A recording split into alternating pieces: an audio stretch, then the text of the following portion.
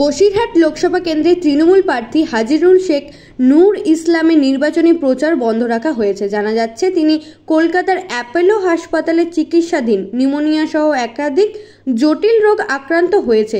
মন্ত্রী সুজিত বসু সন্দেশখালীর রাজবাড়ী এলাকায় প্রার্থী প্রচারে গিয়ে প্রকাশ্য মঞ্চে বলেন, বসিরহাটের প্রার্থী নূর ইসলাম তিনি অসুস্থ, যার কারণে আপাতত প্রচার বন্ধ রাখা হয়েছে। তিনি সুস্থ হয়ে আবার প্রচারে ফিরবেন। Bureau report, royal Bangla TV.